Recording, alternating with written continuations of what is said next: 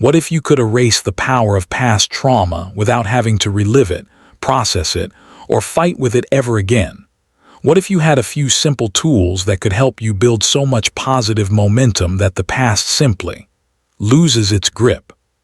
For so many of us, the word trauma feels like a life sentence. It's a story etched into our being, something we have to carry and constantly manage. But what if that entire idea is flawed? The teachings of Abraham Hicks offer a radical and, frankly, empowering alternative.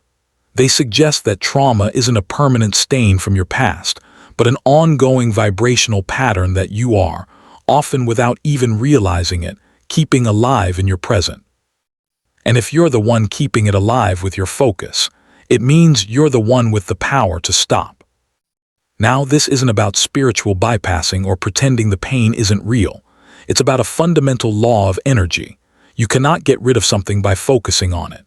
You can't focus on releasing trauma without activating the vibration of trauma. The only way out is to activate something else, to build a new vibration so powerful, so dominant, that it simply crowds out the old story. The past doesn't vanish. It just loses all of its emotional charge and relevance in your new, high-vibe reality. In this video, we're going to break down the 4 essential Abraham Hicks tools that create this shift. This is your toolkit for dissolving trauma's hold without ever having to wrestle with it again. Stay with me, because this might just change how you view healing forever. Let's be real about what it feels like to be haunted by the past. It's like a ghost in the room that only you can see. A random smell, a song, a turn of phrase, and suddenly you're pulled right back into that vortex of pain, fear, or powerlessness. You could be having a perfectly good day, and then an old thought sneaks in and the emotional weight of it all just crashes down on you. This happens because trauma, according to Abraham Hicks, only holds its power through one thing: your repeated attention. Every time you retell the story, analyze its details, or dwell on the injustice of it all, you are breathing life into its vibration in your now moment. And since like attracts like, that's the law of attraction in a nutshell. Focusing on that painful pattern only invites more thoughts, situations, and feelings that match it. It's a vicious cycle. Many of us were taught that to heal, we have to go back and face the monster. Dissect the pain, understand its origins, and process it until it's gone. But Abraham's teachings point out that this can be a trap. Trying to fight darkness just gives it more of your energy, and whatever you give your energy to grows. The feeling of being stuck is real, but the reason you feel stuck isn't because the past has a hold on you. It's because you've been practicing a vibrational habit that feels terrible. The good news: any habit can be changed. You don't have to fight the old one.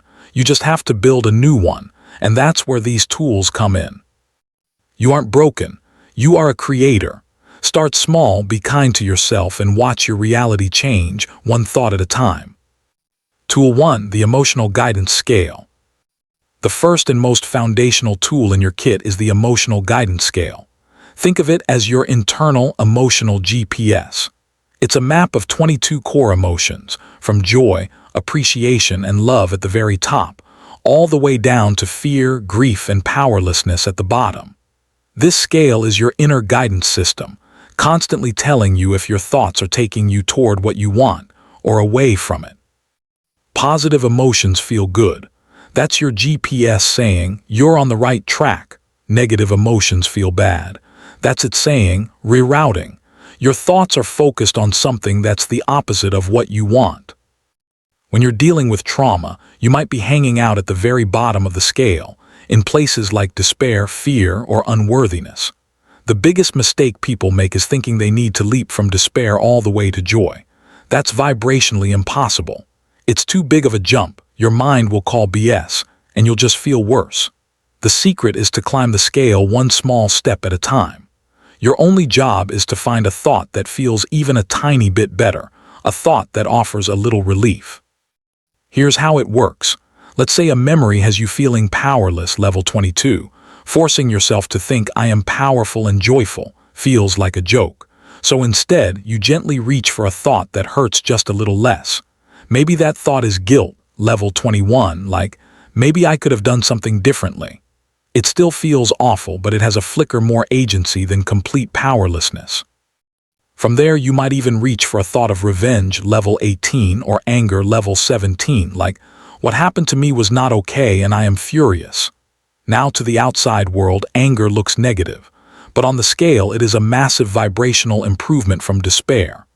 Anger has energy, it has focus, it's a step up.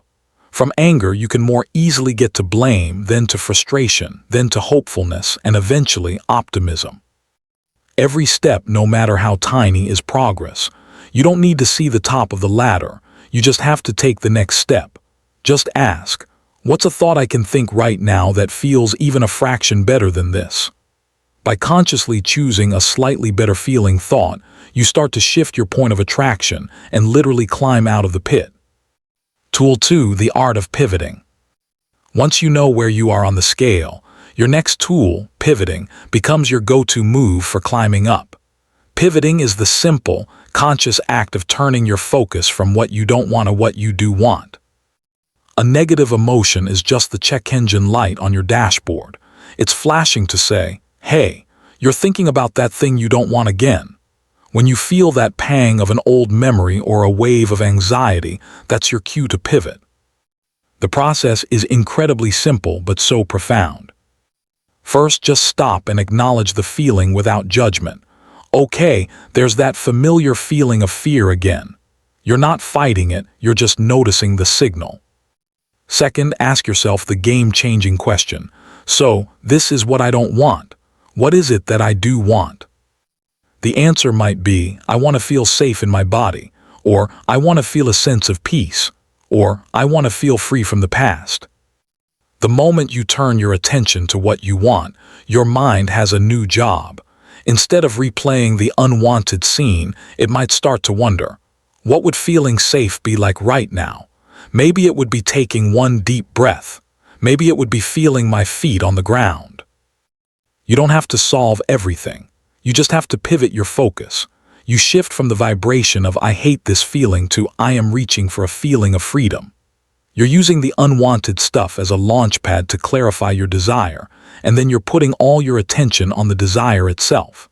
This small shift, practiced over and over, rewires your brain and your vibrational habit. You're proving to yourself that you are in charge of your focus, not the other way around. Tool 3, the focus wheel.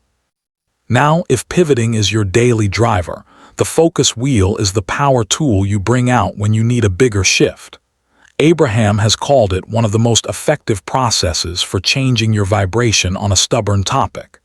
It's a genius way to take a belief that feels bad and gently, believably, guide it to a place that feels great. Here, how you make one. Grab a piece of paper and draw a small circle in the middle.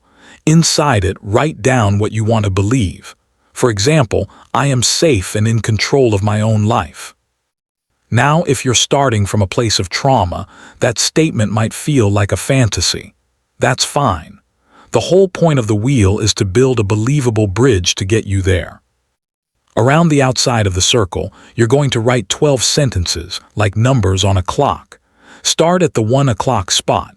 Your job is to find a statement about this topic that you already believe is true and that feels good, or at least neutral. You're looking for an easy, truthful thought. For example, you might start with 1. I really want to feel safe and secure in my life. 2. I know it's possible for people to move past difficult experiences. 3. I am willing to be more gentle and patient with myself. 4. My body has a natural capacity for healing. 5. I enjoy the simple feeling of taking a deep, calming breath. 6. There are moments in my day, even if they're short, where I do feel okay. See what's happening? Each statement builds on the last. You're not faking it. You're just finding one true, believable, slightly better feeling thought after another. As you move around the wheel, you'll feel a gradual shift. You are literally building positive momentum with each sentence. By the time you get to 12 o'clock, the statement in the center will feel much closer, much more believable, and much more possible than it did when you started. You've successfully cleaned up your vibration on the subject. And by the way, if you're ready to start using this amazing tool, I've created a free, printable focus wheel template that you can download right now. It guides you through the whole process. The link is in the description below. It's a powerful way to put this work into practice. Tool 4. Building positive momentum. This final tool isn't something you do, but a state you create. Positive momentum. The emotional guidance scale, pivoting, and focus wheels are your training. Positive momentum is the prize you get for practicing. Think of it this way. A rocket uses almost all of its fuel just to break free from Earth's gravity. But once it's in orbit, it can travel for ages with very little effort. Your current trauma pattern has its own gravitational pull. Every time you pivot or use a focus wheel, you're firing your thrusters, building escape velocity. When you consistently choose better-feeling thoughts, you create a new vibrational habit. Your default mood, your baseline, begins to rise up the emotional scale. Instead of living at a baseline of anxiety, your new normal might become contentment, then hopefulness. This is the ultimate secret to making trauma irrelevant. You don't erase it by attacking it. You make it irrelevant by building something better. You create such a powerful, dominant current of positive energy in your life that the old, low-vibration pattern of trauma simply can't find a foothold.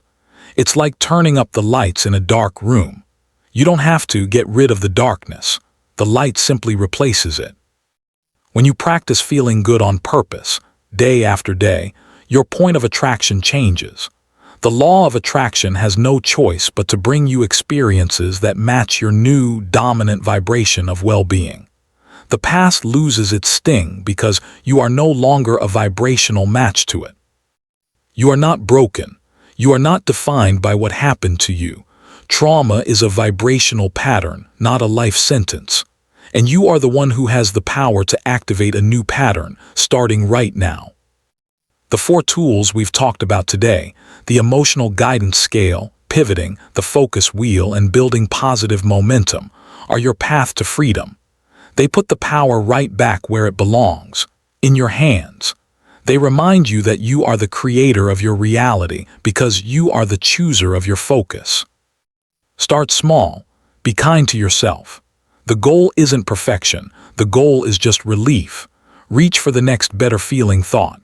Climb the scale one step at a time. If you practice this, you will build a life so full of joy and empowerment that the echoes of the past naturally and quietly fade away.